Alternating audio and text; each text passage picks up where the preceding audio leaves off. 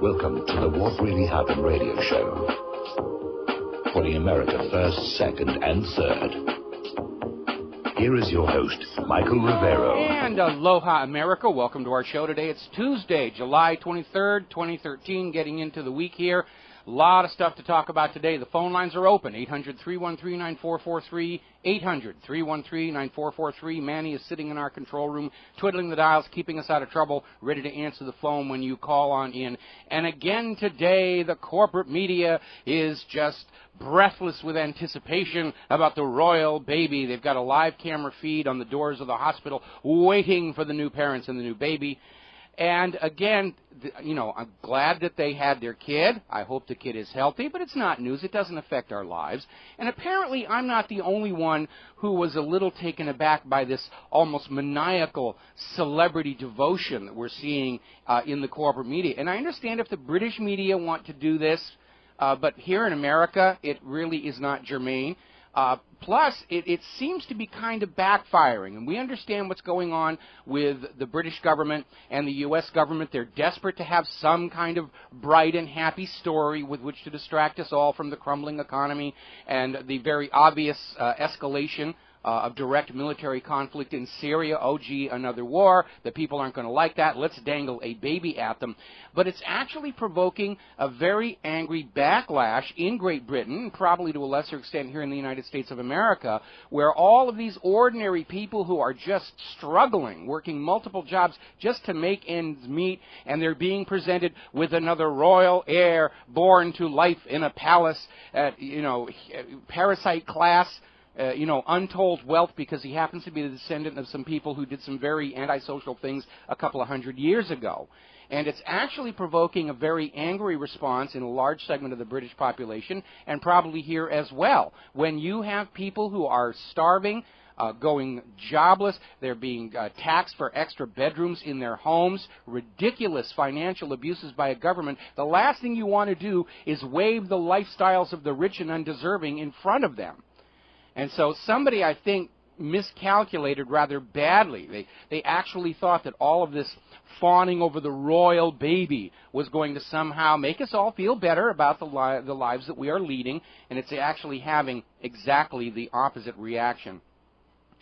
All righty, now getting on to Floodgate.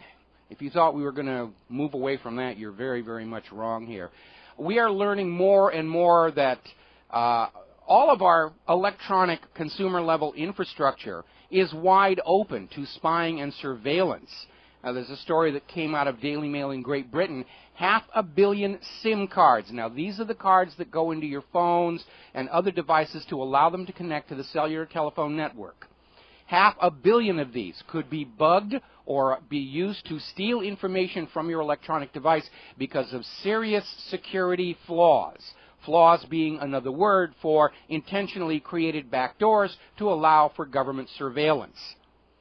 And so now those are wide, wide open. Another story that we got here out of Slate.com, where the NSA can reportedly track your cell phone even if you think you've turned it off, which is another reason why I think we're going to see a growing market for privacy devices, like that privacy case we were talking about on the show, and we had the product developer as a guest. It is a case that you put your phone into. It's a very sturdy case, by the way, very protective. Will protect your phone from, well, being dropped by the TSA. And it absolutely cuts you off from the cellular network, from GPS, from Bluetooth, from Wi-Fi, all of that stuff. So you're completely isolated. And it looks like there is a need for these kind of products because apparently, just as we already know that microphone in your smartphone can be activated by the government to listen to what you're talking about in that room, they can apparently activate the GPS tracking remotely, even if you think your phone is turned off. So they've crafted a society, a technocracy around us that absolutely keeps an eye on us at all times. And then they're trying to basically defend it, the fact that here in the United States of America, this is a blatant violation of the Fourth Amendment. It's a violation of several amendments, actually, when you consider the ramifications, but primarily the Fourth Amendment. And now the Department of Justice is coming out and saying, well, yeah, we're violating the Constitution, but you don't have standing to sue us. So we're going to go on doing it, and you can't do a thing about it. The arrogance on display by this federal government is rather daunting and should signal red warning alarm bells that this government thinks it is now free of that contract between we the people and the government. That's the Bill of Rights. It's not a bill of suggestions, and it is the rules under which we the people allow the government to manage this nation for the benefit of the nation and we the people. And the people inside government have a completely different idea. We're in charge. We're going to make money. We're going to spy. We're going to do whatever we think we need to preserve our wealth and power and position. And if you don't like it, well, just go on not liking it because there's nothing you can do.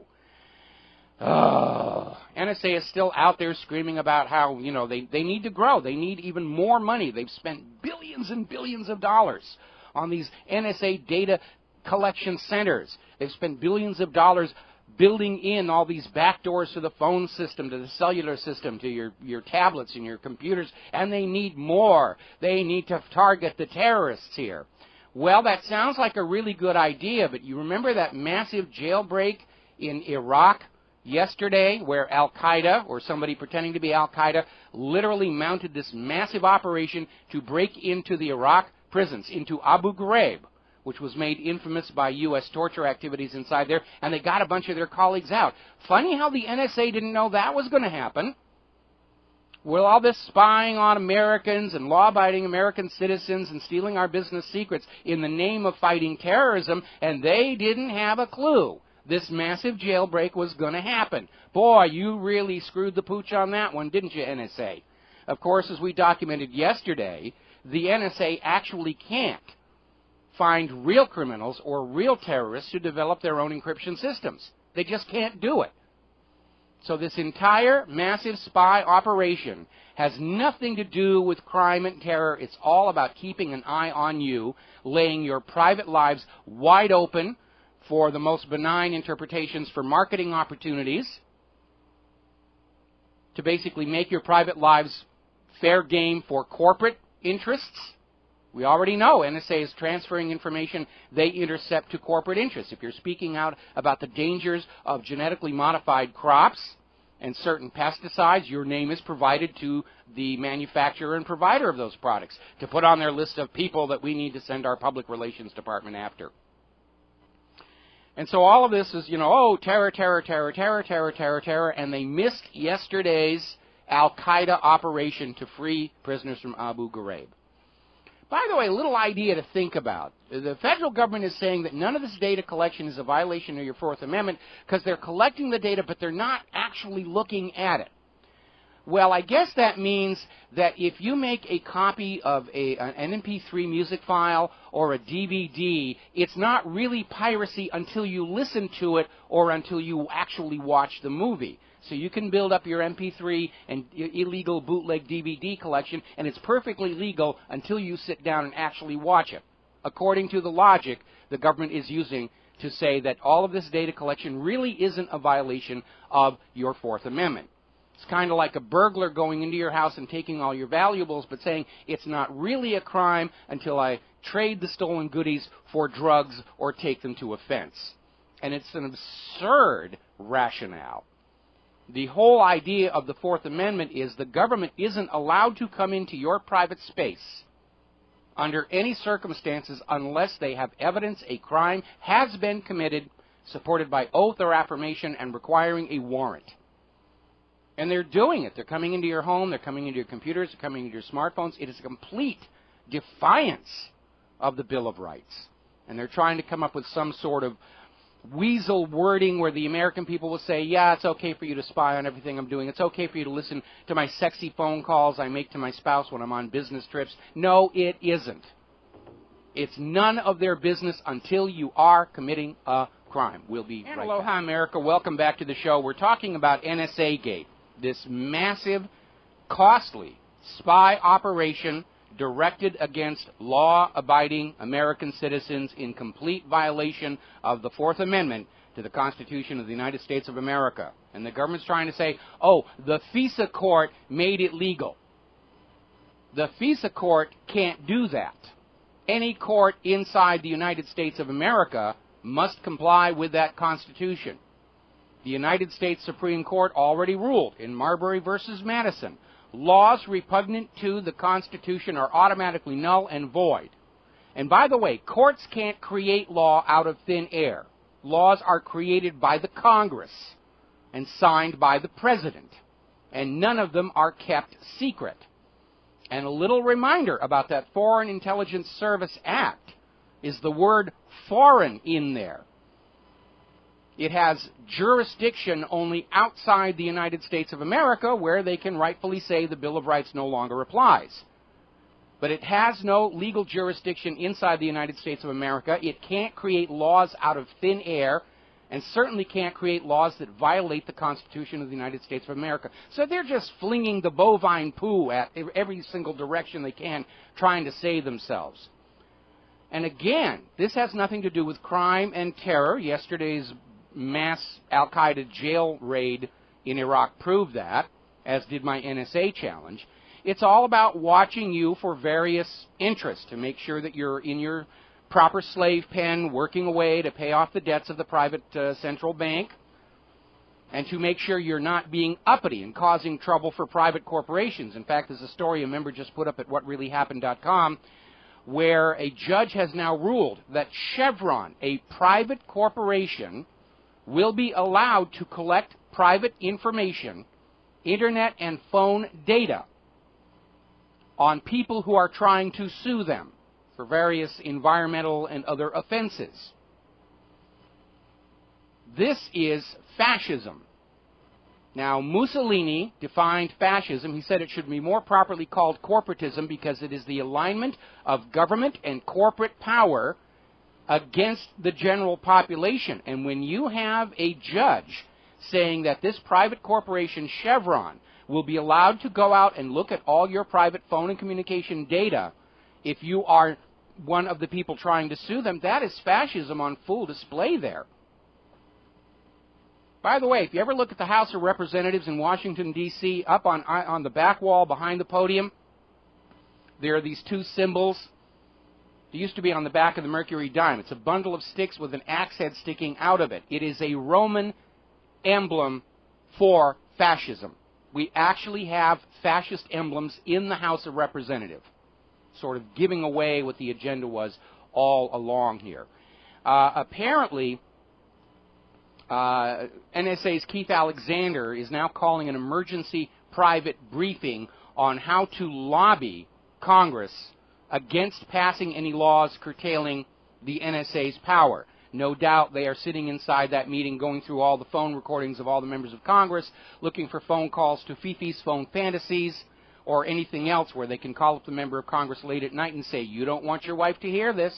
You don't want your wife or your colleagues to know you're stopping by this place of ill repute on your free hours. And that is what is really dangerous about this unrestrained spying by the NSA. They're able to collect information that can be used to sway members of Congress, judges, officials, to serve the growing corporatocracy. And even if Congress does pass laws saying the NSA cannot do X, Y, or Z, it's really just window dressing to trick the American people back into a false sense of security and privacy, because the NSA was breaking the law all along, and they're not going to be any more obedient to any new laws coming out of Congress, just like the FBI following the exposure of the COINTELPRO scandal in the 1970s. Congress passed a whole bunch of laws saying the FBI can't do that anymore. We now know the FBI went right on doing those operations. They were just a little more careful about hiding them here.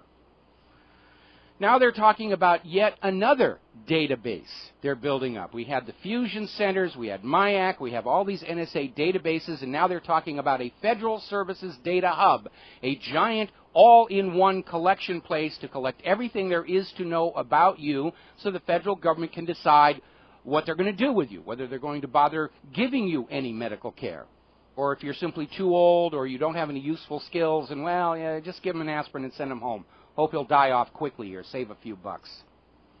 Meanwhile, of course, the United States is continuing to scream and shout and cry about Edward Snowden The latest word there is Snowden has decided he's just going to stay in Russia and live there and find some kind of a job there, and I have absolutely no doubt there are all kinds of Russian government agencies or computer companies who will hire him in a heartbeat. And the United States, by throwing its weight around the world, especially that interception of the airplane carrying the Bolivian president, a head of a sovereign nation, was forced down to be searched for Edward Snowden, and he wasn't there. The net result is the United States has embarrassed itself with all this hysteria over Edward Snowden and screaming and crying and trying to smear his name to keep the focus on Snowden and off what Snowden told the American people about the real nature of their government. I love the way they're calling Snowden a traitor. He's guilty of treason. Well, treason is defined as aid and comfort to the enemy in time of war. Now, Snowden blew the whistle on the NSA spying primarily to the people of the United States of America. So for the federal government to call him a traitor betrays that the U.S. government already sees itself in a state of war against the American people and against the 50 states, which is why they're buying up all these billions of rounds of hollow point man-killing ammunition. They're buying all these AR-15s for federal government agencies. They even gave some of them to the National Weather Service in case somebody gets upset over a weather forecast that went wrong and decides to go postal on them. And they're arming federal government agencies against the American people. And you want to know something? It's not going to work. We've all seen federal government workers, how unenthusiastic they are going about their assigned jobs. Do you think these same workers are going to man the barricades to protect their bosses from an enraged American public? I don't see that happening. They're going to drop those guns and they're going to run like heck and save their own skins. And after it's all over, we'll pick up all those guns and we'll sell them on the surplus market under the motto, never fired, only dropped once. Now, I want to get back onto this Trayvon Martin, George Zimmerman situation. We are still seeing indications that somebody is trying to fan up race hatred as a distraction from the scandals. More when we come back from these words from our Aloha America, welcome back to the show. And we're talking about Trayvon Martin and the George Zimmerman case. This was being fanned up for political reasons right from the start. Judicial Watch uncovered documents showing the U.S. Department of Justice, using taxpayer funds, encouraged and supported the protest against George Zimmerman. They were pounding this as an issue to try and fan up racial division in the American people, because back in the 1960s that worked. The black Americans and the white Americans were all standing united in opposition to the war in Vietnam that was killing children of every color.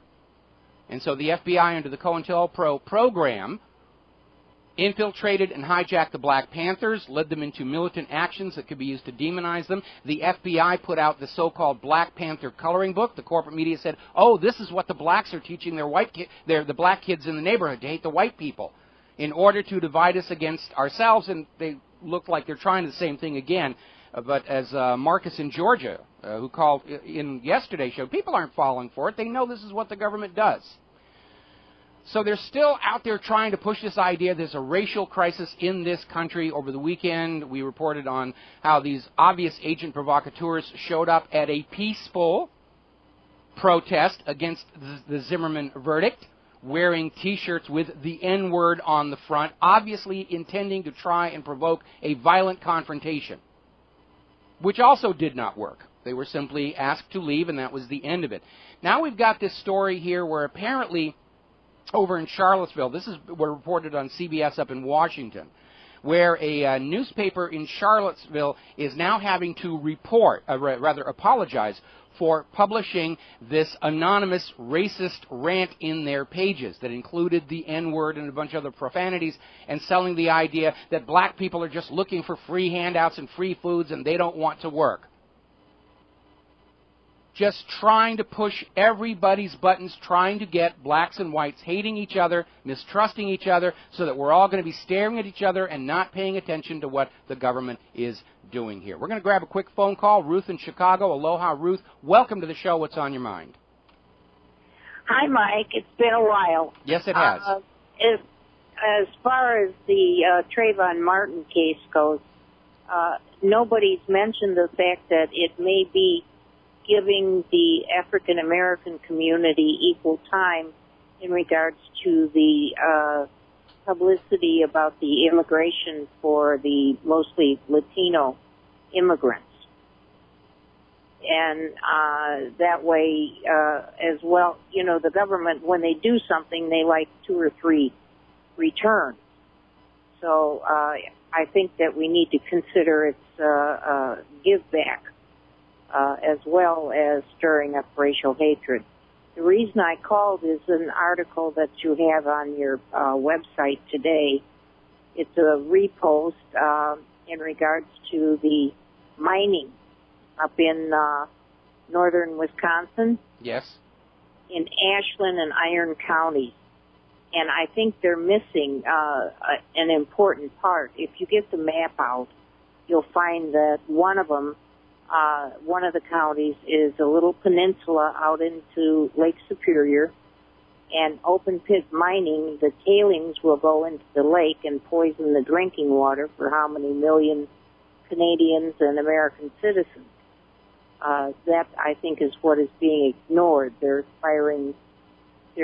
trying to present it as, you know, Native Americans fighting the government, and the Cook brothers, which are backing it. And you know, the Cook brothers, we found them earlier when it came out that Dorothea, George W. Bush's sister, is married to one of the Cooks.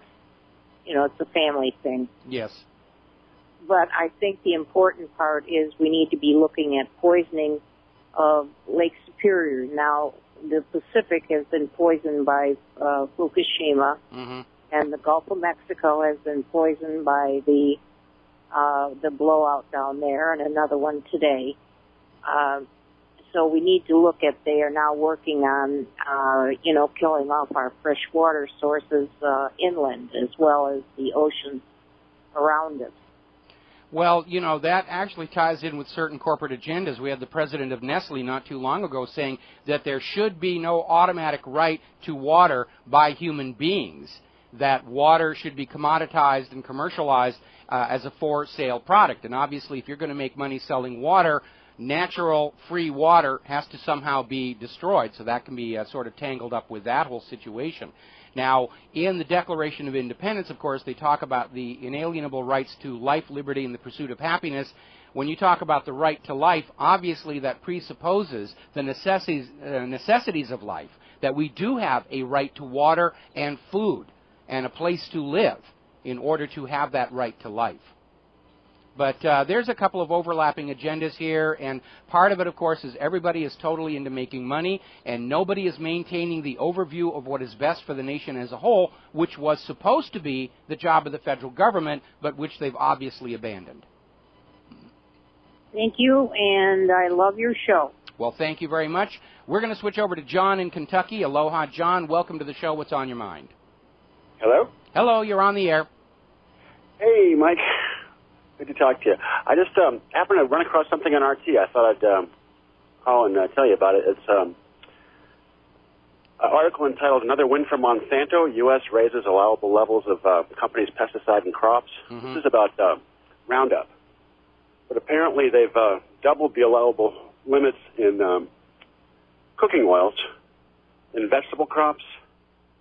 The limits have gone from 200 parts per million to 6,000 parts per million. Yeah. That's a 30-to-1 difference. Well, what we've been seeing, and this is hardly the first time, is we have all these federal government agencies that are supposed to be looking after the welfare of the American people in the nation, whether it's SEC, Minerals Management Service, and certainly USDA and FDA are some of the worst offenders, where they go on collecting their taxpayer money to sit there and say, we're looking out for you, but when push comes to shove and we find out there are dangerous levels of toxic substances in our food, water, cosmetics, medicines, the first reaction is to raise that limit to where they can say, oh, we, the government, has decided this is a safe level of exposure for you, so you should not get upset. When that whole melanin scandal broke, where they were putting this synthetic plastic protein into pet food and even baby food, And there was a huge hue and cry, how could China do this? And then all of a sudden it was discovered American manufacturers were doing exactly the same thing. So the FDA raised the maximum allowable exposure to melanin to just that level that cleared the American products but blocked the Chinese products. We know that following Fukushima, they raised the maximum allowable exposure to radiation that they were telling you was safe, and now they're going to do it again because of the growing problem around the Hanford nuclear site. These government agencies are not, in fact, taking care of you. Their job is to reassure you that everything is okay, even as our nation becomes more and more toxified. And it's kind of weird to see the so-called environmental movement totally obsessed with carbon dioxide and global warming, and they won't talk about the problems with these toxic chemicals in commercial products, won't talk about radiation leaking from Hanford or depleted uranium munitions, which are triggering massive birth defects. Oh, no.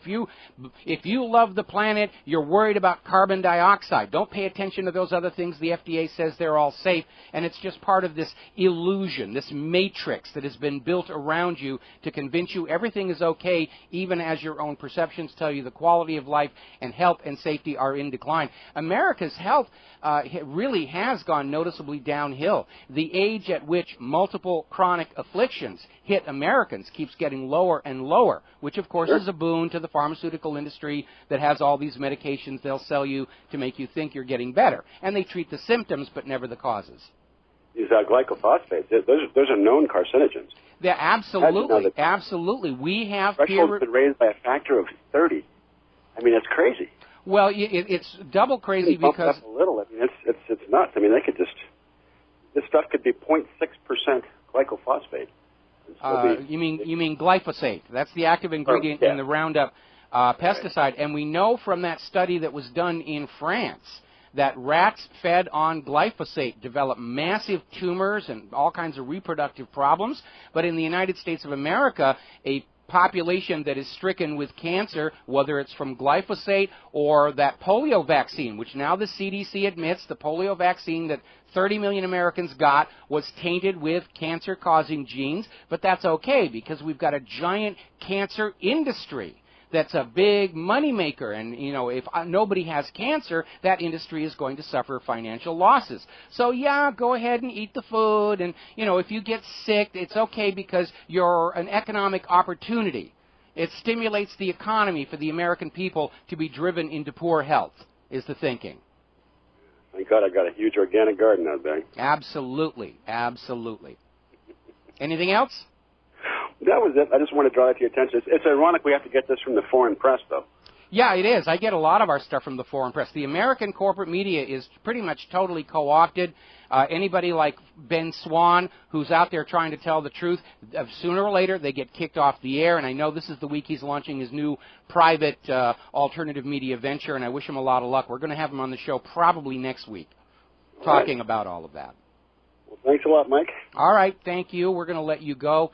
The ADL is out there screaming anti-Semitism is up across New York here. And remember, the ADL rakes in donations screaming about anti-Semitism, so they have to come up with anti-Semitism. And most of these incidents usually turn out to be hoaxes. Will be. And aloha, America. Welcome back to the show here. And we're talking about the ADL is out there screaming anti-Semitism is up. And they're screaming about, swastikas are being painted all over the place. And remember that when they actually find the perpetrators for these so-called hate crimes, the vast majority of them turn out to be hoaxes. We linked a video report on one of these.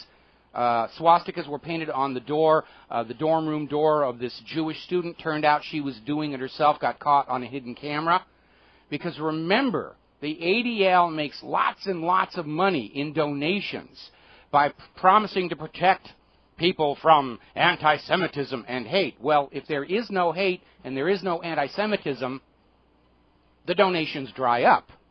And so the ADL and these various other groups, like the Southern Poverty Law Center, have a vested financial motive in promoting the idea that there's unreasonable hate out there and that anybody opposed to the policies of Israel, it's not what Israel's doing, they're just being anti-Semitic. And it's kind of like trying to defend the Nazis by calling critics of the Nazi policies, you're just being anti-German. Hitler didn't do anything wrong, you just hate the German people. And it's absurd, but that's how this whole mechanism works. I have a nonprofit that fights against excess lint in dryers. And so in order for me to make money, I have to make sure that somebody out there sees there's excess lint in their dryers.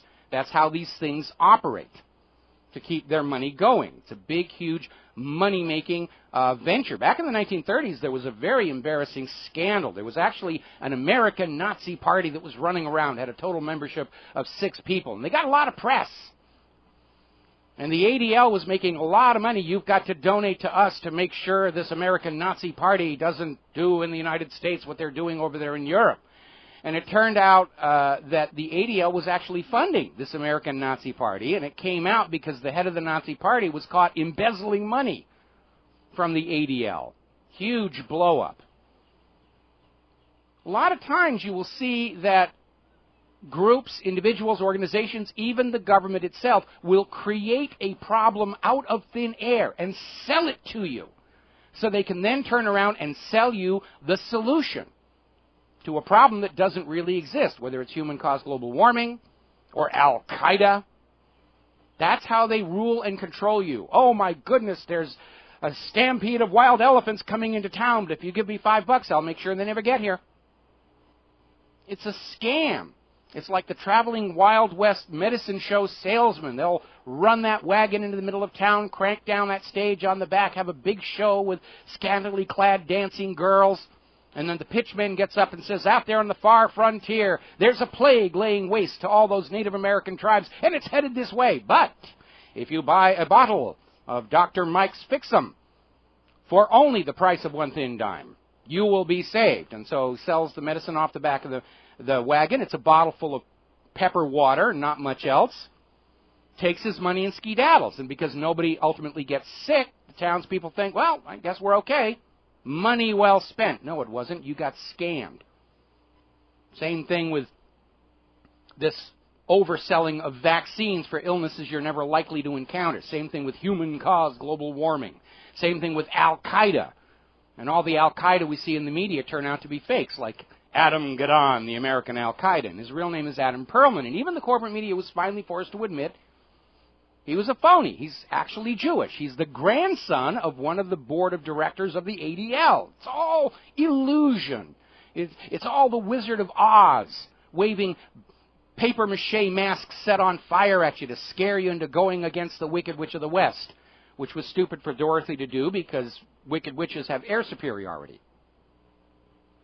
But that's how you get ruled. It's all lies and fraud and smoke and mirrors. So we have this other story that came out here. Apparently somebody put a burning swastika in the middle of a San Bernardino street. Oh, it's another hate crime. And it was put in front of a black family's home, so they're trying to basically merge racism against the blacks and anti-Semitism, get more bang for their buck here. But most of these things are hoaxes. Go back and do a web search for the Tawana Brawley rape hoax. Huge scandal. Turned out it was a complete hoax. Davis, California, the rape hysteria hoax there. That's how these special interest groups get your attention. They'll stage a shocking, horrible crime and then come in and denounce some aspect of it and solicit donations. We've got to address this problem, and I need your financial support to do it. And they raise millions and millions of dollars to go on lying to the American people. And, of course, over here at RBN, we're asking for your help from time to time to go on getting the truth out there about how easily government seems to feel you can be misled. We're going to be talking about that a little further in the show here. Meanwhile, I want to talk about Syria, because while we're all watching the royal baby and the Trayvon Martin Zimmerman protest, the U.S. is clearly moving forward with a plan to directly militarily intervene in Syria, because their hired mercenary army that was hired to covertly overthrow Assad, a coup d'etat, masquerading as a popular revolution, masquerading as the Arab Spring, has pretty much cratered. The hired mercenaries are now fighting amongst themselves. Assad is regaining control of Syria. Even NATO says Assad has basically gotten past this crisis. Well, the U.S. isn't going to give up taking over Syria. forcing them to sell their oil for the U.S. dollar, forcing them to accept private central banking. And, of course, Syria is that last stepping stone before the long-lusted-for war with Iran, so they've got to go in there by hook or by crook. Obama apparently has secured permission from the Congress to start directly sending weapons to the hired mercenaries as opposed to having to smuggle them in through Turkey. And, of course, Russia is matching that by sending advanced weaponry to Assad's government, which is what Putin told both Hillary Clinton and John Kerry they were going to do. Russia said flat out, if you go into Syria or into Iran, we'll turn it into the new Vietnam and we'll simply grind your nation down to ruin in a war of attrition. And Russia can do it.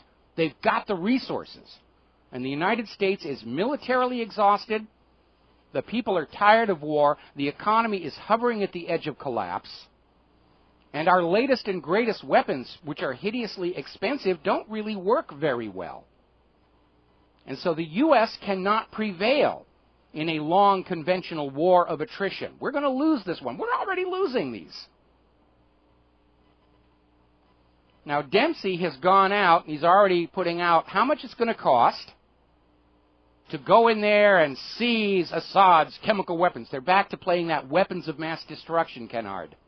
Same one they did with Iraq. Oh, they've got nuclear weapons, they've got germs, they've got chemicals. Turned out it was a complete lie. It was a complete lie. Saddam Hussein had complied with the United Nations Security Council resolution calling for the destruction of those chemical and biological weapons that the United States had given to Iraq to use against Iran. He was in compliance with United Nations resolutions. There were no nuclear weapons of mass destruction. It was just a lie they told you to get you to fling your kids onto the designated bayonets of the designated enemy. So Dempsey is out there saying that for the U.S. to directly intervene in Syria will require thousands of soldiers.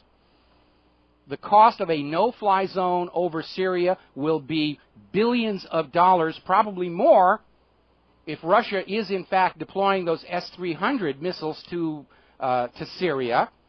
Any U.S. aircraft trying to enforce a no-fly zone are going to get shot down.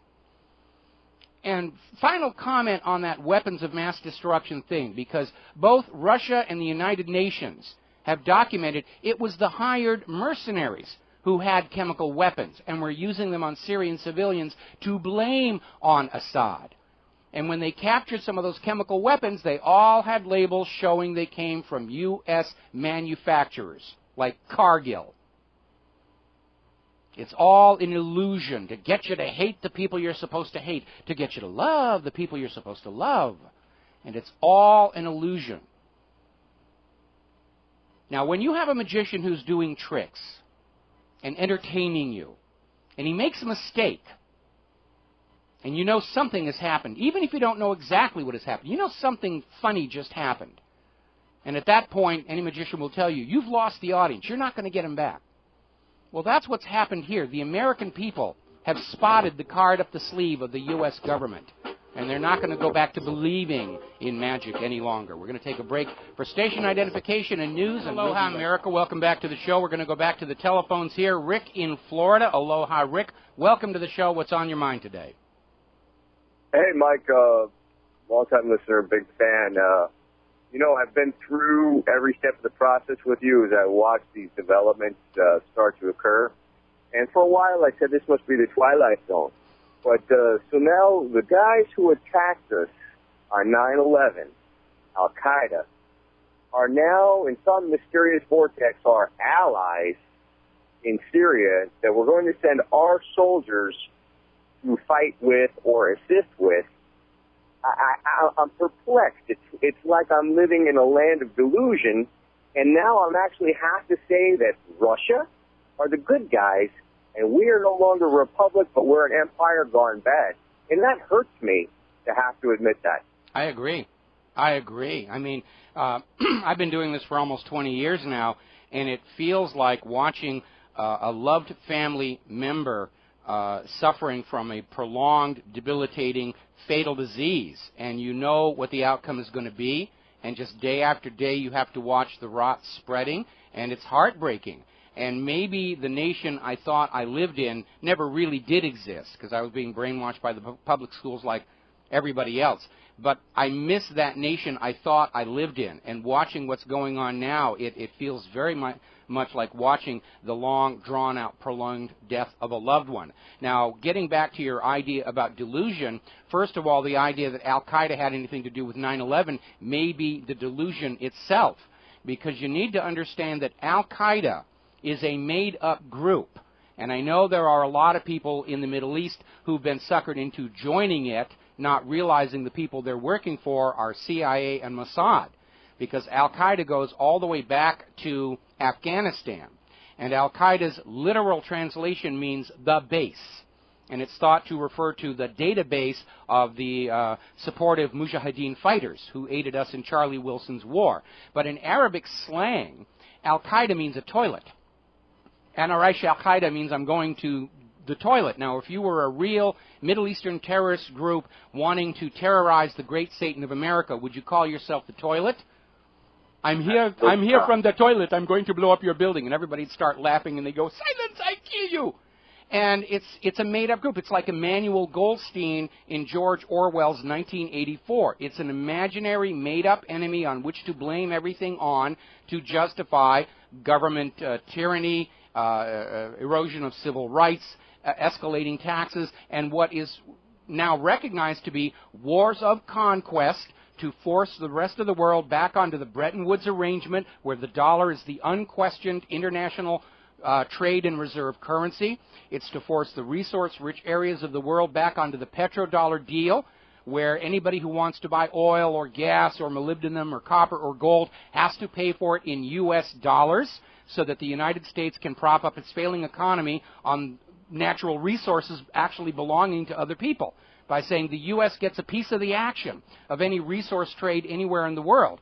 But the fact of the matter is that for every one nation the U.S. conquers or regime changes to bring back into the petrodollar, 4 other nations move away from it. So they're already failing in this policy and leading us to the edge of what ultimately is going to have to be a nuclear war. Because now they're talking about we're getting into war with Russia and China, and those are countries with vast manpower and financial and weapons resources against the United States, which is already economically and militarily exhausted.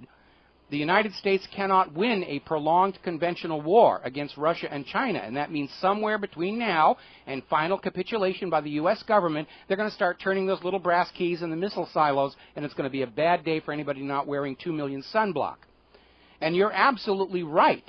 Russia is the adult in the room. Putin's the adult in the room. He's trying to get this calmed down.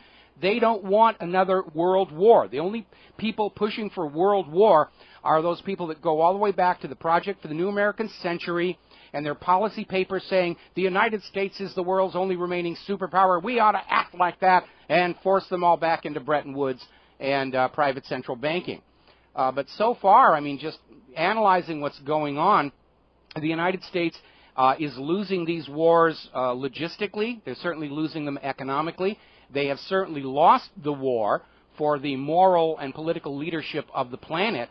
The rest of the world does not see the United States as a defender of human rights or any kind of a moral, ethical leader that should be emulated. They recognize the United States as the Fourth Reich, taking root here in the North American continent and just trying to throw its weight around to salvage a crumbling economy with a world war because, hey, that's what worked the last time. Crash of 1907, get out of it with World War I. Crash of 1929, get out of it with World War II. Crash of 2008, we've invaded what, a dozen countries, or we're covertly overthrowing them on 2 continents. Technically, we're in World War III. I'm sure that future history books will look back and say at the dawn of 2013, World War III was already underway. We just don't have that big bang where everybody says, oh, yes, it's a world war. And again, World War I wasn't recognized as a world war until pretty much it was over. Same thing with World War II, and they finally realized they were going to have to start numbering these things. And it's part of that horrible 3-step banking process that you find in nations with private central banks issuing the public currencies alone at interest. Step 1 is private bankers take over the nation's economy, and all commerce becomes a loan at interest. And you keep doing that until the civil population, drowning in debt, stops borrowing. And at that point, the Keynesian economists come in and say the government has to start borrowing on behalf of the people in order to keep this little pyramid scam going a little bit longer. And so government is borrowing like crazy on the taxpayers' accounts and spending wildly to keep this little pyramid scheme going a little bit further. And when you reach the point where the people can't borrow anymore and the government can't borrow anymore, that's when the wars get created out of thin air, because war forces everybody to borrow even more money from those private central banks to fight the war, and after the war is all over, to borrow even more to rebuild from the war. And so when this little three-step scam is over, ordinary people like you and I, we sort of have the lives we had before, except our graveyards are a lot bigger, and we're back on the hook to the private central bankers for another century. Germany only paid off their bank loans from World War I think 4 or 5 years ago. And that is the scam. And you need to remember, before the creation of the Federal Reserve, there was no such thing as a world war. They came into being together, because war is the bankers' richest harvest. Bankers love wars. They don't care which side wins or loses, because both sides go into debt. That's why you had Brown Brothers Harriman out of New York financing Adolf Hitler's rise to power in Germany. And they kept on supporting him right up to the day war broke out, at which point Roosevelt nailed them all under the Trading with the Enemies Act as a revenge for that aborted coup attempt in 1933. Michael, if soldiers in the military are obligated to not follow unlawful orders or commit treason or commit crimes, can they use that as a format to say, I'm not going to fight this conflict, it's illegal, and then maybe we can kind of stop someone falling off headlong into oblivion? I mean, can we avoid the tragedy a little bit more if we say, hey, this is criminal, this is not ethical? I mean, it's like Bizarro Superman. I've always been a fan of Superman, but now I look up and I'm looking at Bizarro Superman.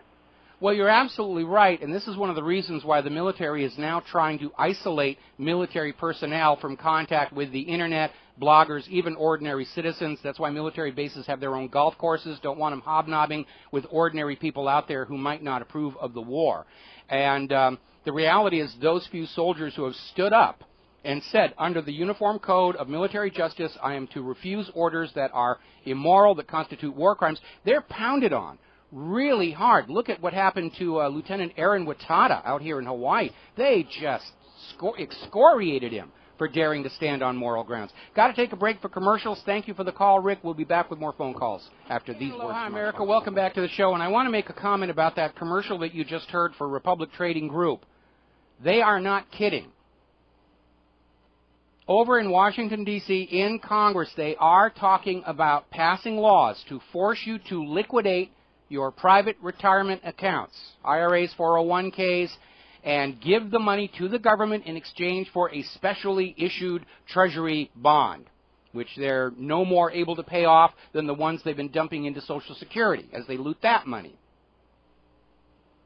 When push comes to shove, they will take your wealth from you to keep their little Ponzi scheme going a little bit longer. Look at what's going on over in Detroit, where under Michigan law, pensions are given a higher priority in a bankruptcy than the bondholders. And the bondholders are already screaming and fighting, you know, you've got to take care of us first. Yes, to heck with those pension people.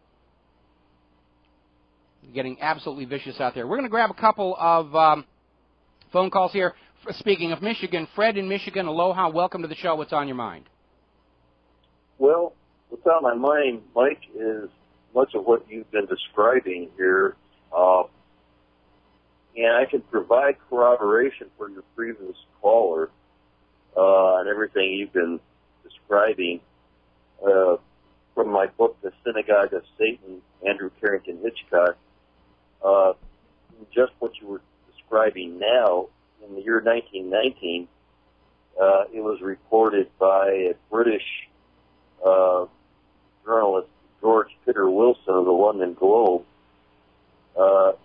talking about Bolshevism is the dispossession of the Christian nations of the world to such an extent no capital shall remain in the hands of Christians, so that all Jews globally will jointly possess the world in their hands and reign wherever they choose. Okay, well, now we're starting to kind of blend religious dogma in with what's going on in the real world, and I know I've heard all of this before.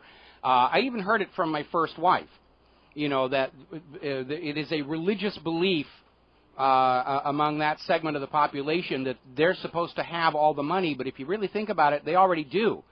Because with these private central banks, when they're issuing the public currency as a loan at interest, technically it's their money. Maybe in your pocket, but they see it as their money, and it's there for them to use and manipulate. And we need to go back to a model where the public currency is a public utility and is operated as a public utility to support commerce, to support trade, to benefit the people and the nation. That was the economic system the United States set up after they kicked out the Bank of England during the American Revolution. And we are now back in that exact same banking system, thanks to a corrupted Congress and a corrupted president 100 years ago, 1913.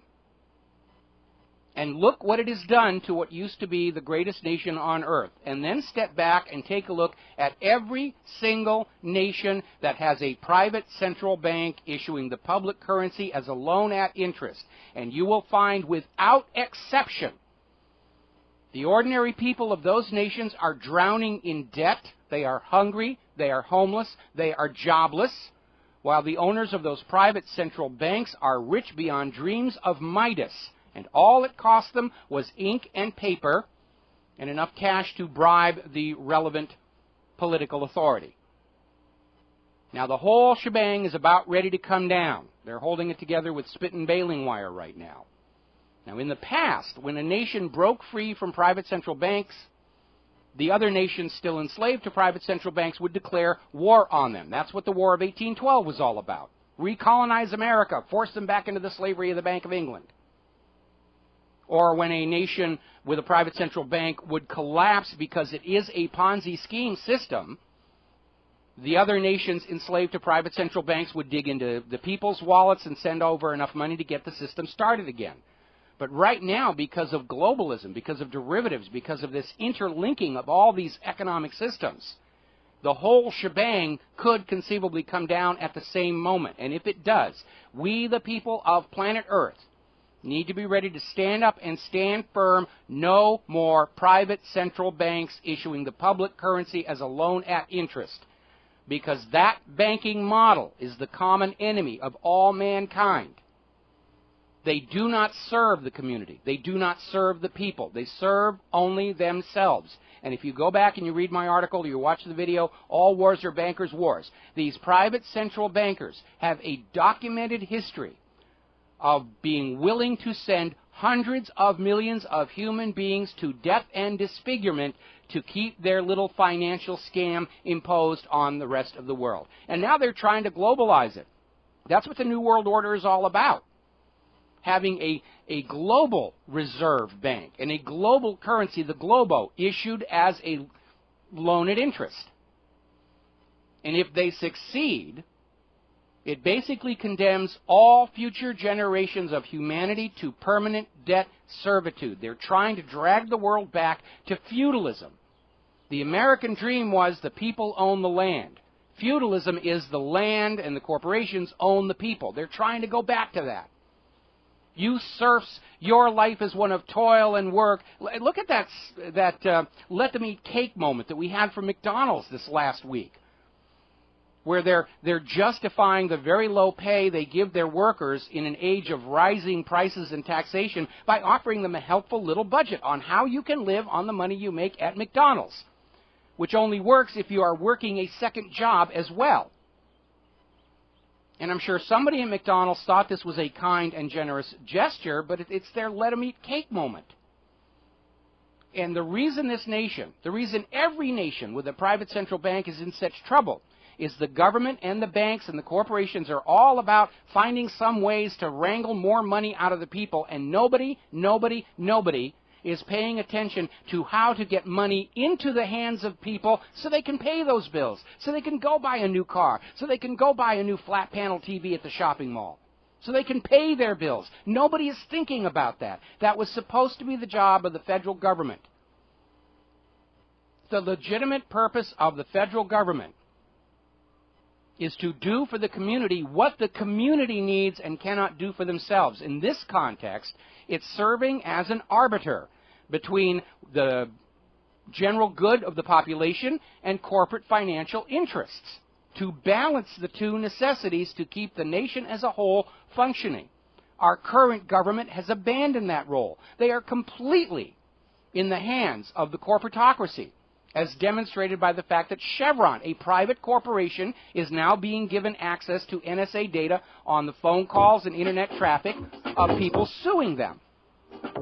And that's why we're in trouble. We'll be back with another phone call after these words from our sponsor. And aloha, America. Welcome back to the show here. And I'm noticing on TV they're going on and on about this photographer, or this police officer, rather, in Boston, who leaked images of Dzhokhar Tsarnaev climbing out of the boat. It's already been noticed he did not, in fact, have this throat wound that was being cited as the reason why he could not give interviews or talk to anybody, and it was just another complete piece of propaganda. And they're going on and on about how, you know, this is the real bomber, not that man that Rolling Stone had on the cover. This is the real bomber. It's the same guy. But that comment only makes sense in the context of perception management. That's what they're thinking of. They're not dealing with reality and facts. Their entire agenda is how we frame this for the public to perceive it. Politics is perception. We've got to demonize the people we want the public to demonize, and we've got to... And again, it's all very obvious propaganda. We're going to go back to the phones here. Danny in South Carolina. Aloha, Danny. Welcome to the show. What's on your mind? Aloha, Michael. I just want to give you an update on Senate Bill 462, the Enhanced U.S.-Israeli Strategic Partnership Act. It now has 47 co-sponsors, so they're getting really close to that magic number. And if this bill passes, we will have a enhanced level of cooperation and obligation to Israel, where we will be paying for just about everything they need, and we will be extending a visa waiver to all Israelis who wish to come into this country. And even worse than that, it basically allows Israel to declare war on behalf of the United States government. That, of course, is unconstitutional because only the U.S. Congress can declare war. But you're right, that enhanced security cooperation bill is basically handing strategic control of the U.S. military directly to Israel. And they're already kind of, I guess you could call it celebrating, because over this last weekend, Israel and the U.S. staged a joint aerial drill down in the Negev. They're getting ready to invade somebody. That's why we're seeing all this Hitler, Holocaust, Schindler's List stuff going on. Because every time they start waving Holocaust and Nazi at us in the corporate media, it's a flashing neon sign. Israel's going to invade somebody. Lebanon, Syria, maybe even Egypt. A lot of people are very concerned that Israel is seeing the current turmoil in Egypt as an opportunity to retake the Sinai. But in the last few days, we've just seen this flood of stories, anything to constantly remind the world about the Nazis and Hitler and all this, and the poor, suffering Israeli people. And every time they do that, they're building political cover because they're getting ready to do something they understand the world is not going to approve of unless they've been reminded that we must always support and be sympathetic to Israel. And that is, in fact, one of the findings in this bill, is that, quote, the civil war in Syria is threatening the security of Syria's chemical weapons arsenal, which could be deployed against its own people or fall into the hands of terrorists. Now, all that's been debunked. Of course it's been debunked. Even the British press, excuse me, I'll get back to you in a second, but I need to get this point in here. Even the British press broke the story that the Obama White House had greenlit a plan to supply chemical weapons to the hired mercenaries to gas innocent Syrian civilians and blame Assad for it. We know it. The American people know it. The Syrian people know it. The hired mercenaries got caught with chemicals used to make chemical weapons supplied by American corporations, and yet apparently the U.S. federal government is so completely out of touch with what's going on out here. They're saying, oh, well, they bought the chemical weapons thing again, so we'll just put it into this bill, and that's our justification for an invasion. And we know they're lying. because of what they said about Saddam's weapons of mass destruction. You know, fool me once, shame on you. Fool me twice, shame on me. And it's just amazing. They keep recycling the same lies over and over and over again and stand there and say, if you refuse to believe our lies, the terrorists will win. If this bill passes, our government will be legitimizing all of these lies. We'll be carving them into stone as findings of fact. And, you know, I mean, it is so blatant, Michael. I mean, the whole business with the NSA, it says right here in Section 7 that it is our obligation to share and exchange with Israel research, technology, intelligence, information, equipment, and personnel that, you know, we determine will advance our national security interests and so on and so forth. We might as well just put an extra star on our flag. Only it'll be a Star of David instead of a 5 You're absolutely right, but Israel's already got access to all that because this huge NSA spying on the American people was done using Israeli contractors, and we know from the Israeli spy scandal that broke just ahead of 9/11, Israeli companies that are employed by the U.S. To put phone tapping equipment into the telephone system, they were putting backdoors in there. They were stealing information from America's drug law enforcement people to give to Israeli drug smugglers so they wouldn't be arrested. Our infrastructure is already totally compromised by these Israeli companies, and the entire Congress, you couldn't even get them to agree to whistle Dixie at the same time. But when it comes to anything for Israel, they stand up there and say, oh yes, more money for Israel, more American lives on Israel's enemies, and it's embarrassing and it's humiliating for the American people to sit here and just be fed these constant and obvious lies by a government that has absolutely sold us out to Israel. And I'll tell you something else. I am sick and tired of every candidate for public office in this country launching their campaign with that trip to Israel so they can get their picture taken at the Wailing Wall and prove they're properly obeisant to Tel Aviv. And it's insulting. And when we talk about the blueprint for the new America, I don't want any dual citizens in our government. We need a government that's going to, or State Department or anywhere. We need an American government that will put America first, second, and third, and I am sick and tired of a U.S. government that places Israel's interests above those of the United States of America. I mean, our government is already violating U.S. law, giving all this money to Israel, because under the Symington Amendment to the Foreign Appropriations Act and under the Glenn Act, it is a crime for the U.S. government to send your tax money to any country in possession of nuclear weapons of mass destruction that refuses to sign the Non-Proliferation Treaty and refuses IAEA inspections, and that, of course, is Israel. They've dropped the nuclear ambiguity. Israel talks about their nuclear arsenal in open session at the Knesset. Germany recently confirmed, they've known for years, Israel is arming the cruise missiles on those Dolphin submarines with nuclear warheads. When the government of South Africa collapsed, the new government coming in declassified documents proving Israel had tried to sell clandestine nuclear weapons to the former government of South Africa, which is the very activity the Non-Proliferation Treaty is supposed to prevent. And who knows what other governments Israel's been selling nuclear weapons to. They're using the Non-Proliferation Treaty to guarantee a market monopoly. We'll sell you a nuclear weapon. We're going to charge you $1 billion. That's a lot of money. Yeah, but you can't get it anywhere else. All those other nations have signed the Non-Proliferation Treaty. They can't sell you a nuclear weapon, but we can. It's maximum profit by a market monopoly. Call it what it is. It's treason. I agree. I absolutely agree. And when you look at all these spy scandals, and now you've got Netanyahu is telling Obama to release Jonathan Pollard as a precondition to renewing peace talks with Palestine, which aren't going to go anywhere anyway, because Israel doesn't want peace with Palestine. They just want to look to the world like they're the ones who want peace, and when the bombs start falling, they're going to blame the Palestinians for it. They made us do it, Mommy. Those evil Palestinians made us drop white phosphorus all over their schools. All right. We're going to grab another phone call here real quick. Curtis in Florida. Aloha, Curtis. Welcome to the show. What's on your mind? I'm going to give you an amen and a ditto. You're saying so many great things, Mike. You're fantastic on Mossad and 911, and also the horribleness of wars to perpetuate debt. I like your four-part debt, that is private debt, then government debt, then war debt, then post-war reparations debt. That is so true. You're batting 1,000 on the common enemy being bankers and the banker scheme, and there is a racial component to it. Don't forget the middle theft, though.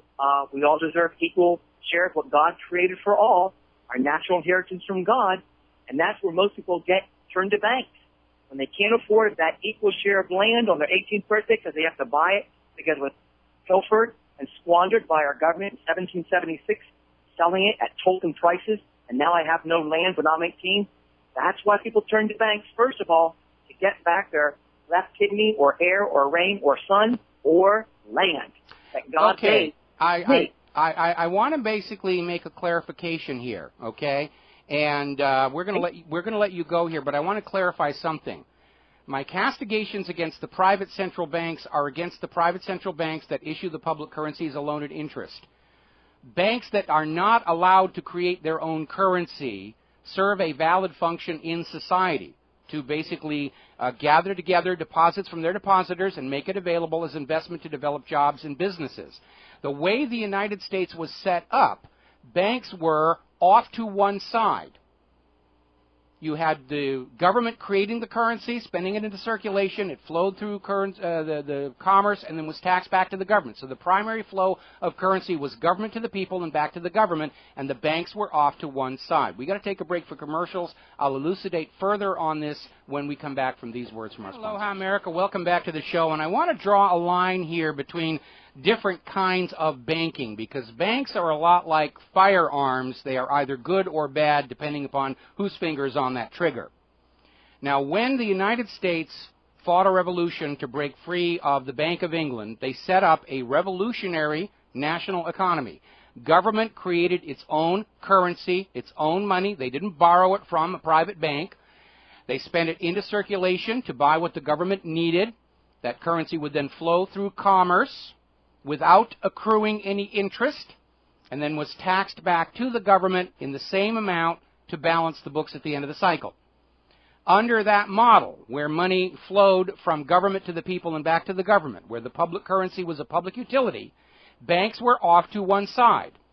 And banks operated in the model that you were probably taught in school. They have savers will deposit money at the bank then pools that money together and issues loans to support business development, real estate, home purchases, whatever. And they charge the borrowers so much interest. They pay their depositors, their savers, a little less interest, and the bank makes its money off that divide between the two interest rates. Now, under that model, banks do serve a useful societal purpose in the pooling of the people's capital to support development in community. And banking under that model is optional. You could go through your entire life without having to set foot in that bank, either as a depositor or a borrower. It was your choice. The people had the choice to say no to involving their lives with the bankers. But that all changed under the Federal Reserve Act, where all of a sudden this private central bank was given the authority to issue the public currency as a loan at interest. And by the way, that was unconstitutional, because the Constitution says money creation is vested in the Congress, and they are not allowed to delegate it absent a new constitutional amendment. They didn't do that. They passed the Federal Reserve Act over the Christmas break.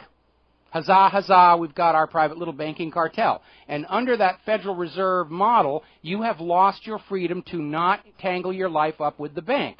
Because just by holding those Federal Reserve notes and using them, you are handling the proceeds of a loan at interest. It's accruing interest while it's in your pocket, in your wallet, sitting in your cookie jar.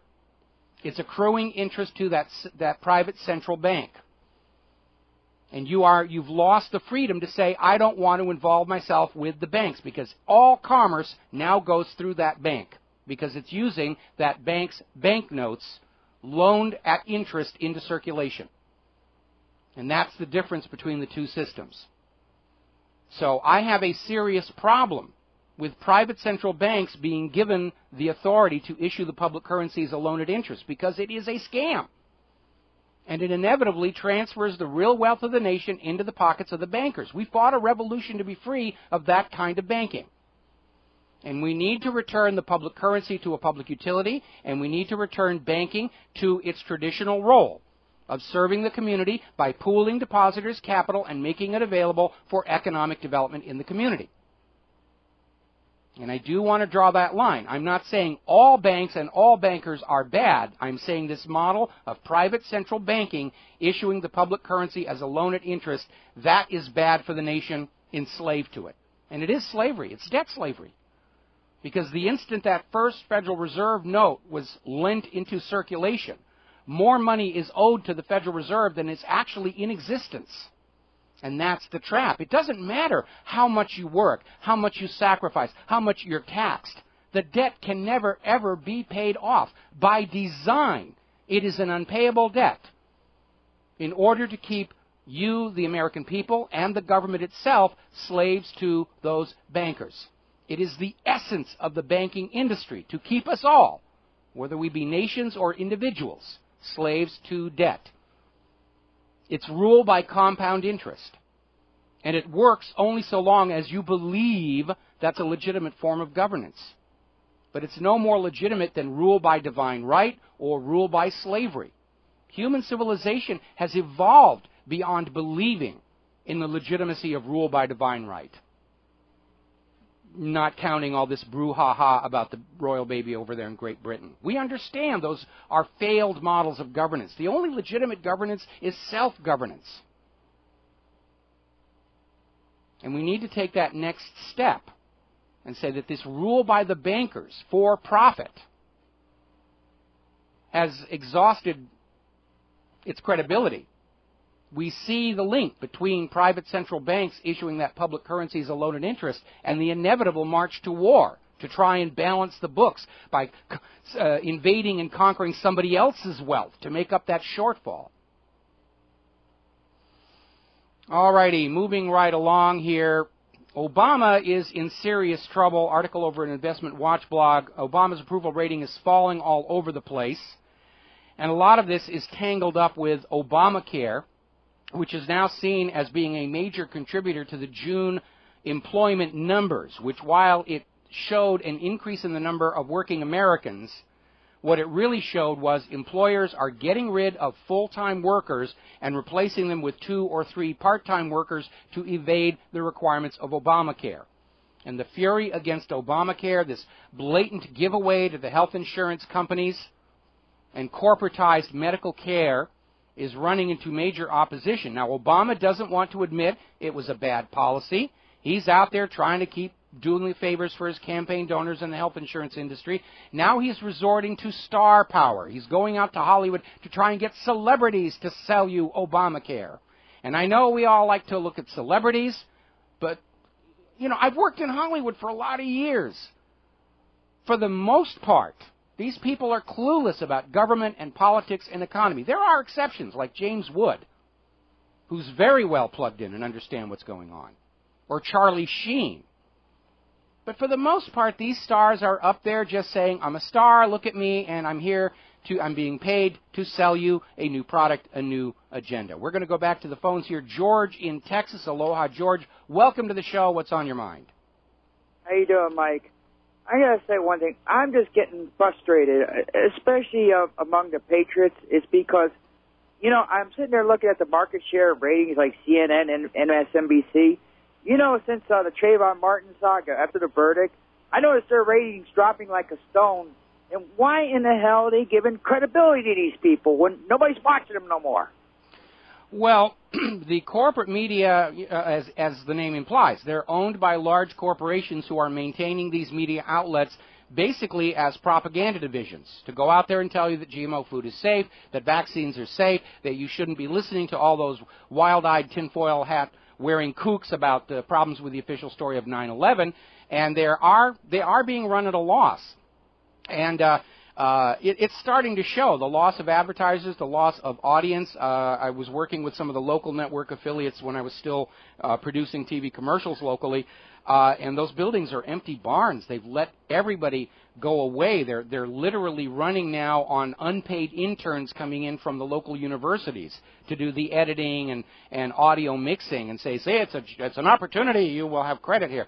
And they're struggling very, very hard. But the big money and the big advertisers are still going there because these corporate media outlets are very loyal spokeslugs for whatever the corporate party line happens to be.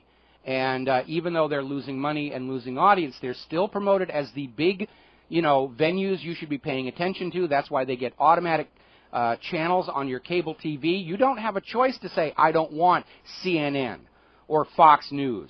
You will take these propaganda channels along with your basic cable deal. But if you want to go out and hear like Democracy Now!, you have to go over to community access to get that. And it's just a way of using the TV infrastructure to not only spy on you through these new cable boxes and TVs, but to make sure you are being force-fed the propaganda. You go into most banks and post offices, have a big TV up there with one of the approved propaganda channels, the Ministry of Truth, feeding you what you're supposed to think today. But it's not working. I'm building audience as fast as Rush Limbaugh is losing his. We'll be right back. Aloha, America. Welcome back to our show, hour number 3 today. The phone lines are open, 800-313-9443.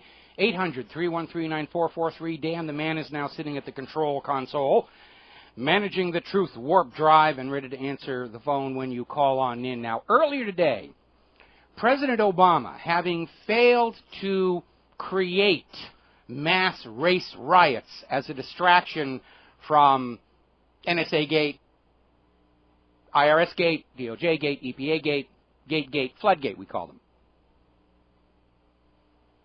has decided he's going to try and distract us all by going back and talking about the economy.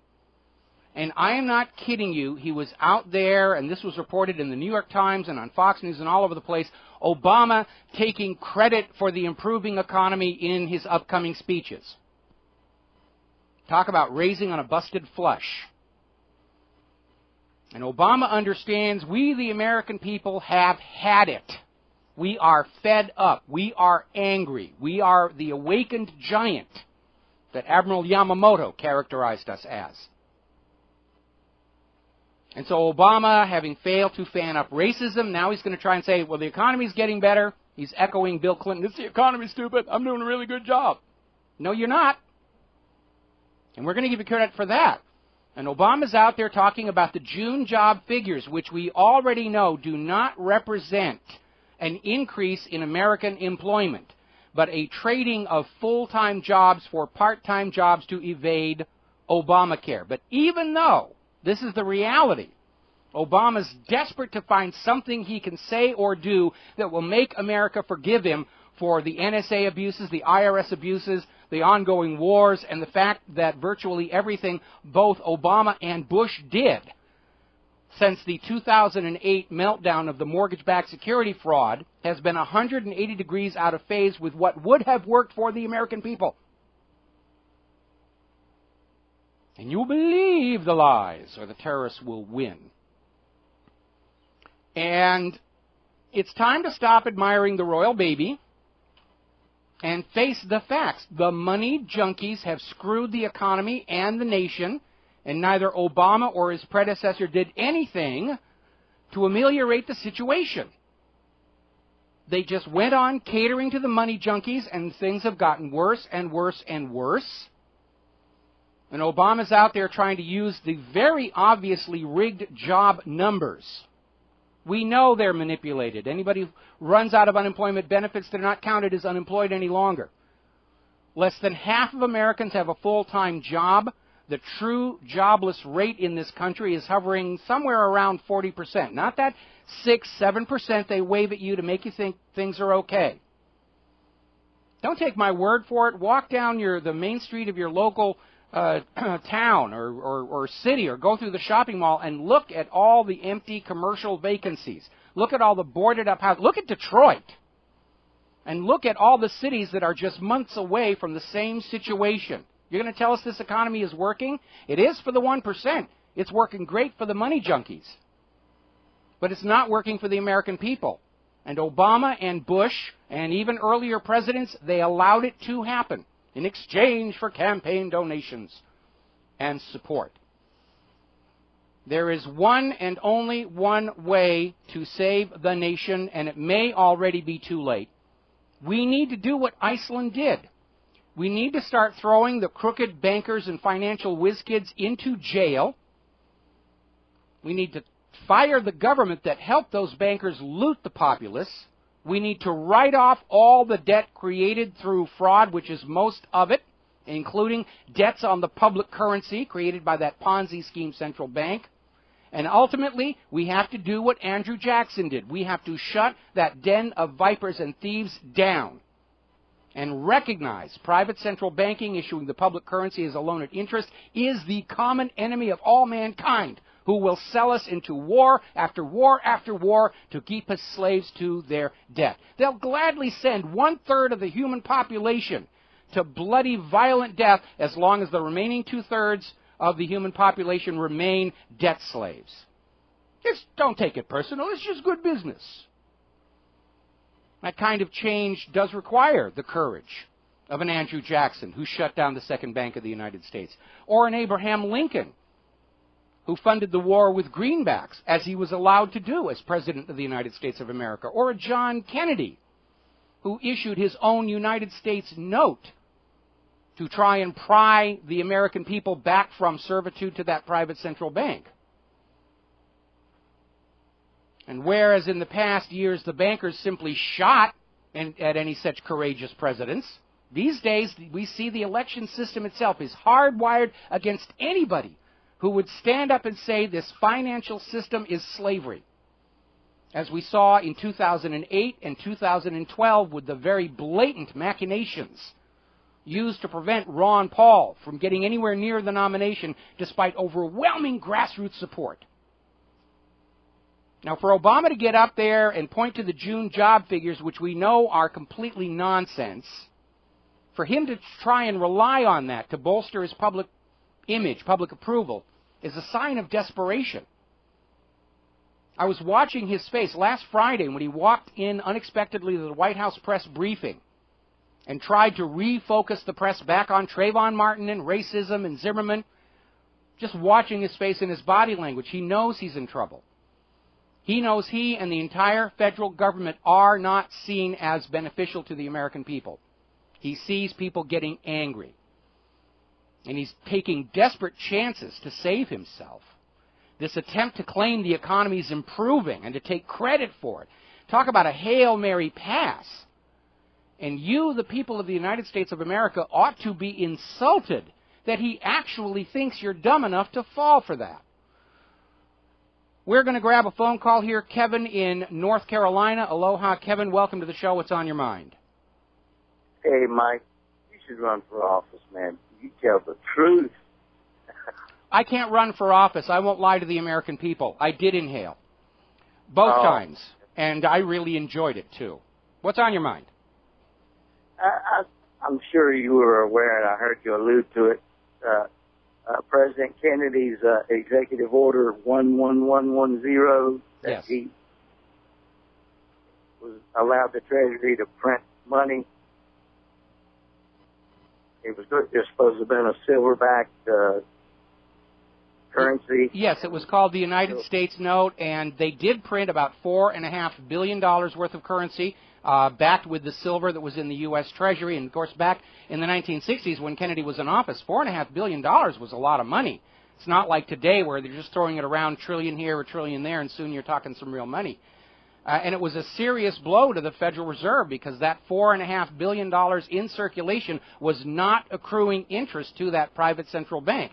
5 months later, Kennedy was assassinated in Dallas, Texas, and on the Warren Commission sat John J. McCloy, president of the Chase Manhattan Bank, president of the World Bank, and I don't care how good a banker he is, he's not qualified to investigate the murder of a president, so he had to be there to make sure the American people never heard about Executive Order 11110 or how angry the private Federal Reserve was with him. Oh, it was all Lee Oswald, crazed lone nut assassin. And, of course, the U.S. notes were taken out of circulation and, for the most part, destroyed. There are still examples in the hands of collectors. I have a couple myself. Oh, okay. I believe that's why he was killed, and that's why nobody's going to stand up to these. I believe they'd kill their own mother if they did. I absolutely agree. They're in the grip of money addiction. These are psychologically ill people that are addicted to money and that thrill that it provides. And that's why I call them money junkies. And I keep them separate from people who just happen to become rich because they put out a product or a service we voluntarily want to buy.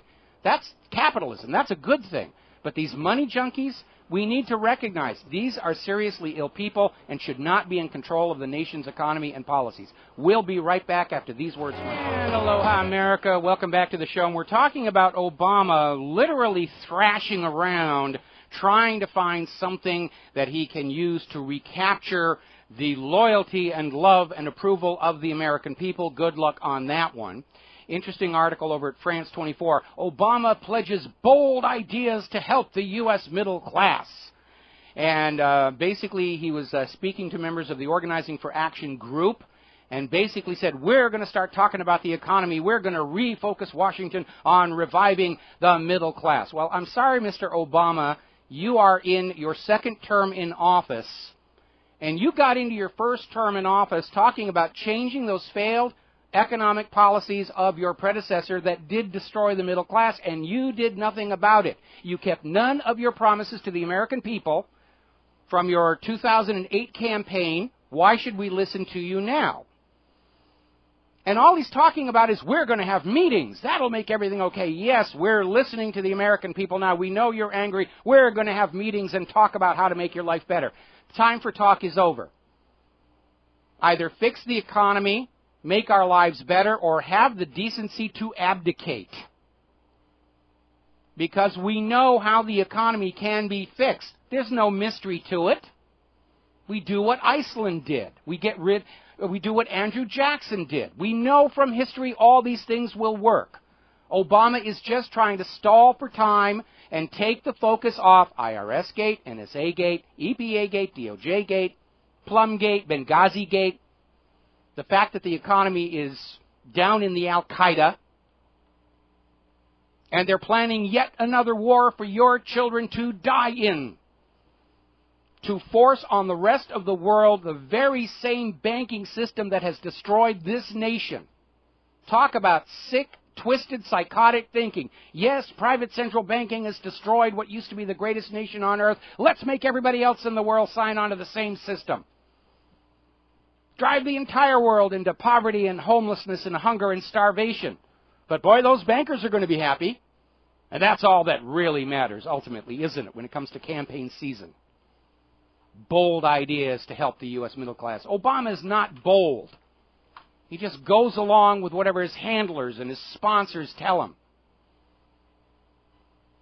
When Israel murdered a U.S. citizen in international waters, when they attacked that aid flotilla, there was an opportunity for Obama to show some boldness by going up to the United Nations and saying Israel really ought not to be killing U.S. citizens in cold blood on international waters. And instead, Obama went up to the United Nations and says, it's cool. Israel can kill all the Americans they want. We don't mind. Really. Don't make a fuss. Don't make trouble. Now, getting over to the situation in Detroit, a lot of people are very concerned about the fact that Detroit's emergency manager came from a law firm that deals in bankruptcies. They were even poking fun at this on The Daily Show last night.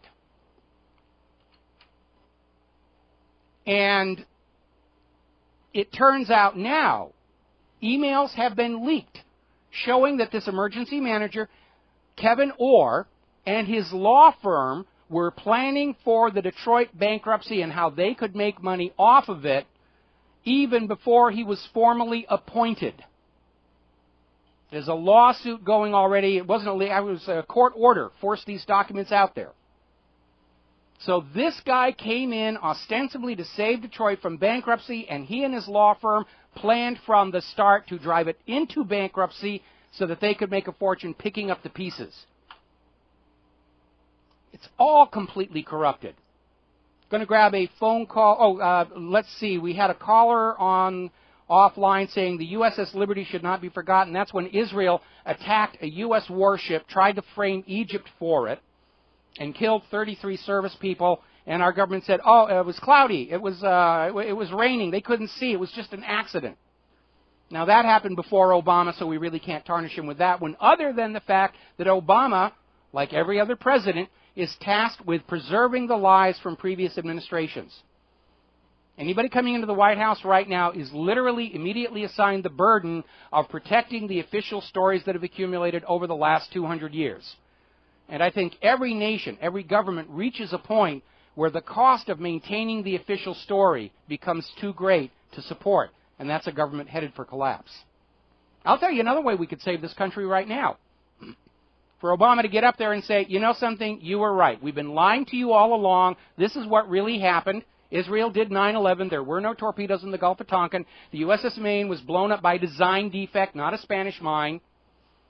And we did lie to you about all that, but we're going to change and we're going to move forward, and we want to re-earn the trust of the American people. We realize it's going to be a long, slow process, but from this point on, anybody in this administration caught lying to the public is going to be canned immediately. They won't do it because politicians are not people who ever want to admit error. They're incapable of admitting error. Things go wrong, it's the imaginary playmate in the sky's fault, Will or somebody else's fault. These are people who are psychologically unable to take responsibility for the consequences of their actions and decisions. So the government's motto is, if at first you don't succeed, lie, lie again. We're going to go to the phones here. Scott in Wisconsin. Aloha, Scott. Welcome to the show. What's on your mind?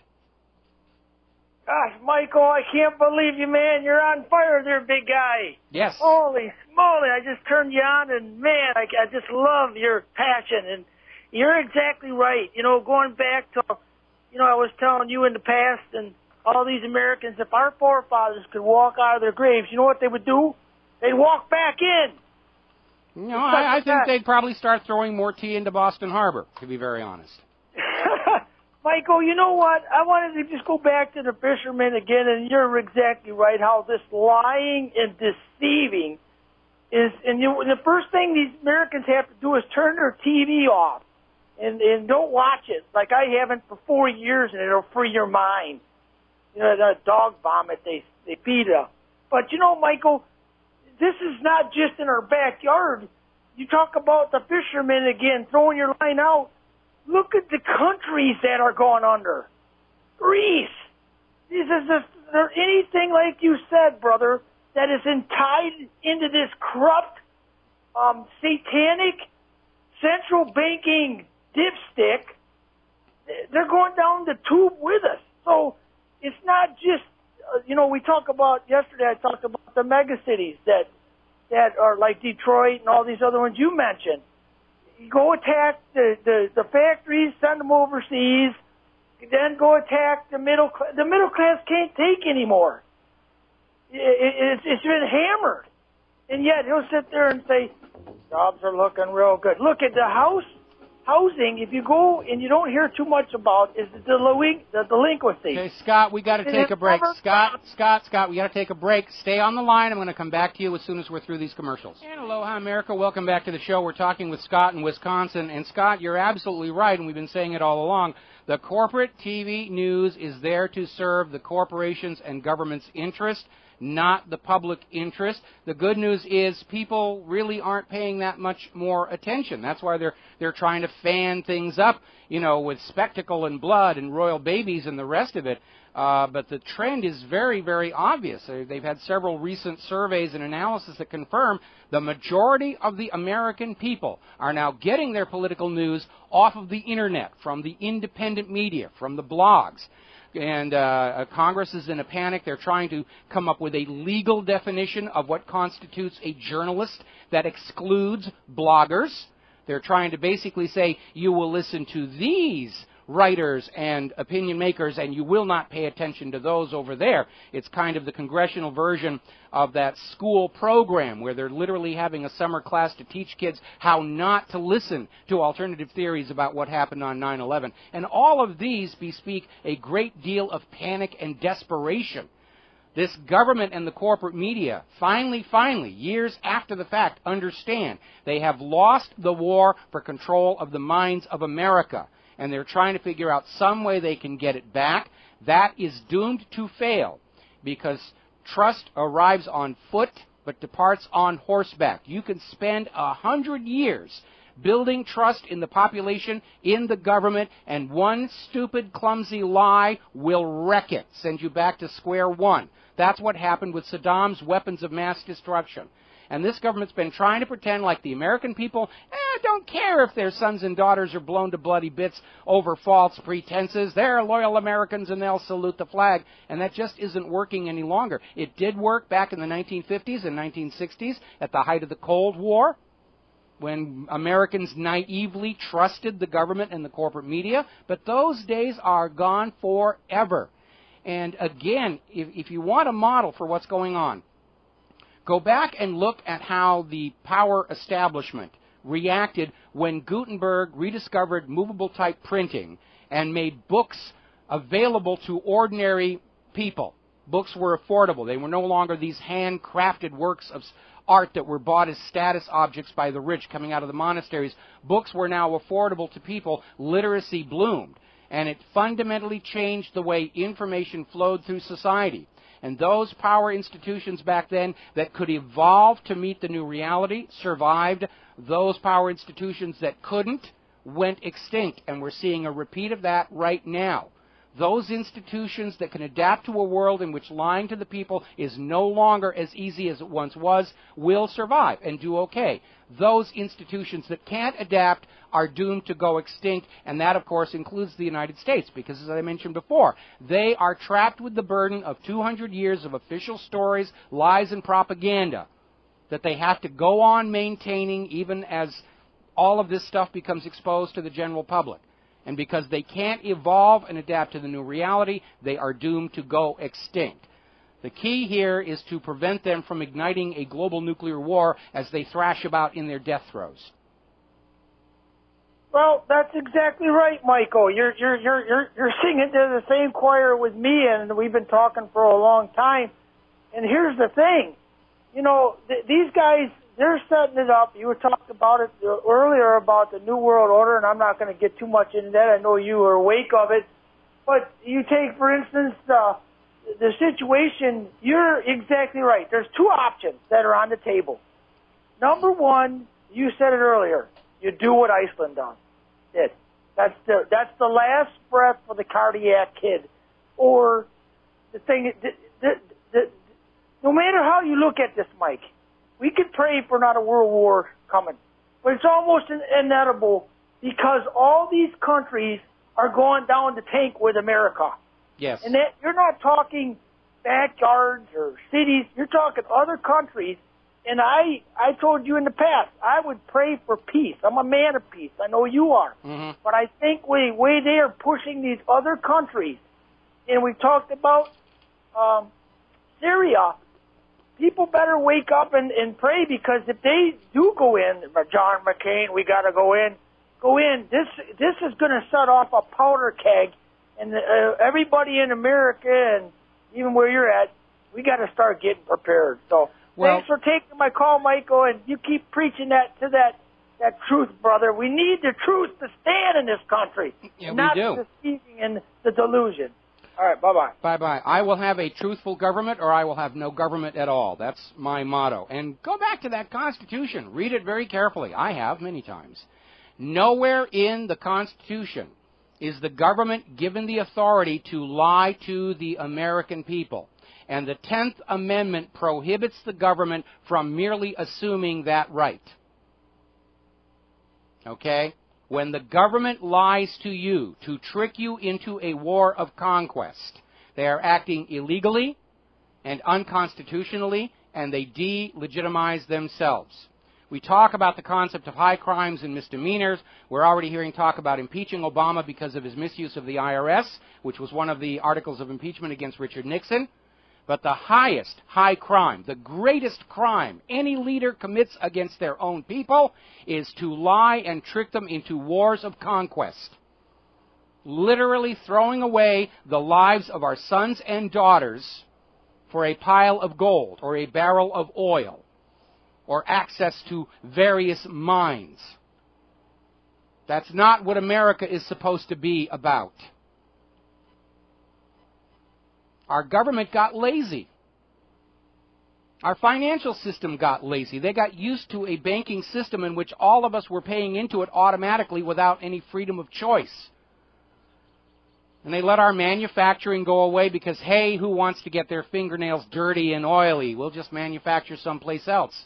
And they gave away, over time, that which made America a great nation. We can't make the products we used to make. We can't even fly into space anymore. We've lost all of that, and now we just have a bunch of financial scammers fighting with each other over their piece of the carcass of what was once the greatest nation on earth. And they're going to try and solve all their problems by going out and trying to conquer the world and force it back onto Bretton Woods, force all the resource-rich areas of the world back onto the petrodollar deal so the U.S. financial system can support itself by taking a piece of the action of everybody else's business around the world. That's what it is. The United States financial system has become just like the mafia. They get a piece of the action. You're selling oil, you sell for the dollars, we get a piece of the action. You're going to do international trade, you got to go through the dollar, we get a piece of the action. You're going to borrow money from someplace, you have to go through the dollar, we get a piece of the action. That's it. The United States, a piece of the action nation. And where we went wrong as a culture was we allowed the desire for riches to completely override all other considerations. Now, I don't have a problem with getting rich. I'd like to be rich myself. Probably not going to happen. But I'd like it. I'd like to support my wife in the lifestyle I'd like her to become accustomed to. But I want to do it the good old-fashioned way, the true capitalism way, the way that people like Steve Jobs and James Cameron did it. You come up with a cool product, or you make really cool movies that people voluntarily give you their money to have. That's capitalism.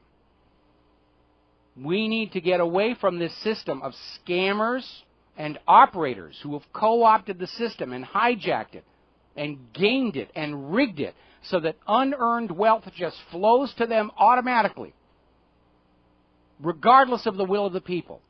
So that vast amounts of unearned riches just pour in on them because the system is rigged that way.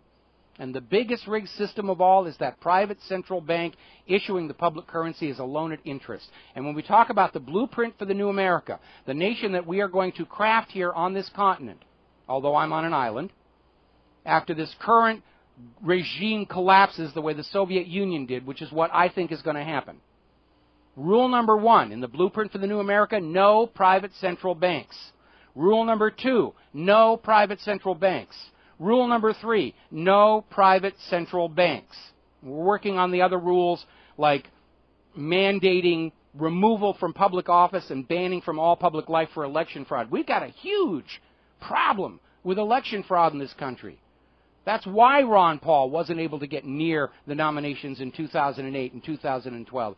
They don't even care if you know about it anymore. Yeah, the elections are rigged. Push that button, go away, and when we slap you around, we'll just say that's what you voted for.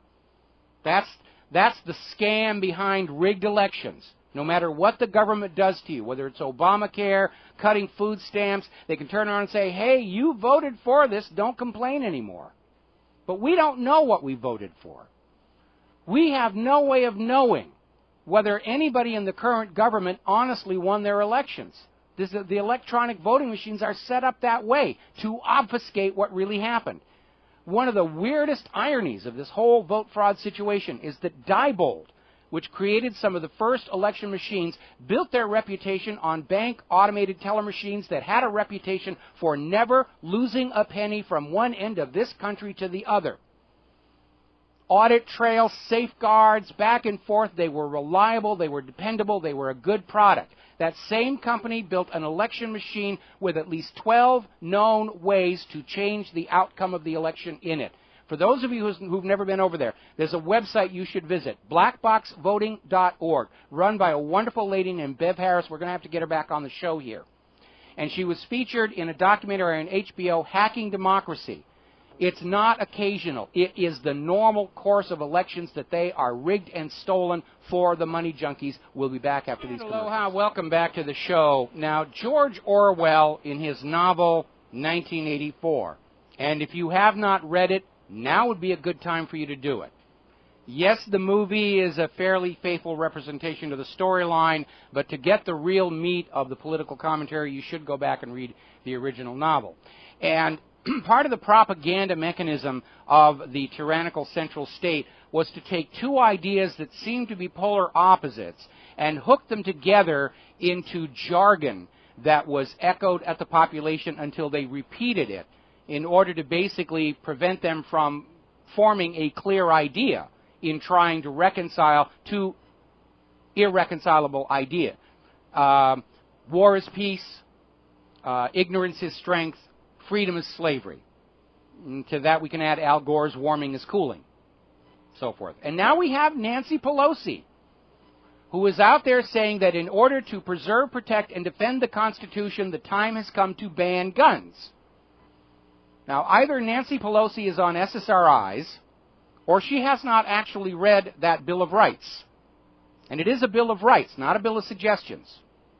These are not rights granted by the government. They are rights recognized by the government and not to be rescinded. That Second Amendment, the right of the people to keep and bear arms shall not be infringed.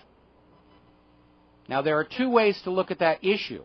I know a lot of the Patriot movement is out there saying, well, we do need to be prepared to throw off government tyranny, which is, if you follow Thomas Jefferson's writings, the reason they put that in there.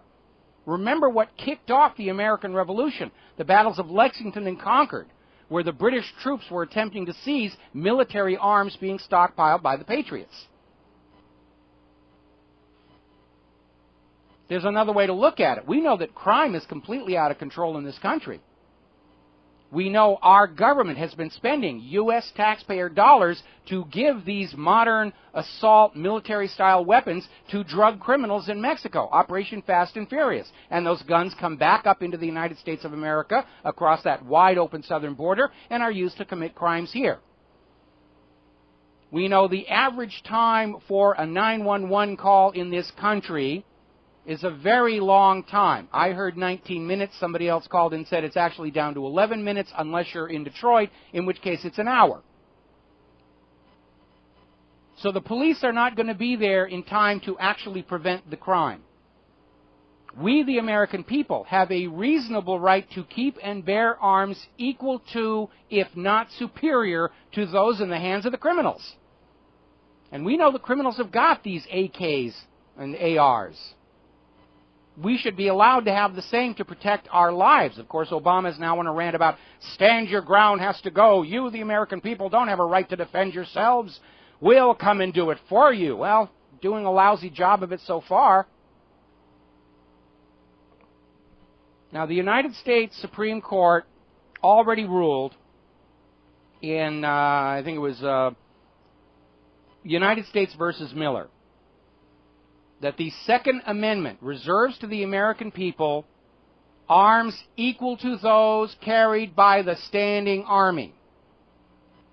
Now, if you go back and read that Second Amendment, and it talks about the security of a free state and a militia, which under U.S. law is all able-bodied men between, I think it's 18 and 54. It is about military arms. It's not about target shooting. It's not about hunting. At the time the Second Amendment was written, hunting was an indispensable part of colonial life. If you did not have a hunting weapon, you were going to starve during the winter when crops were buried underneath the snow. The Second Amendment was about reserving to the American people military arms, and the United States Supreme Court upheld that in United States versus Miller. Now, Nancy Pelosi, who, by the way, has a lot of guns herself, as well as armed bodyguards, doesn't want you to have guns. You know why? Do you know what guns give the American people?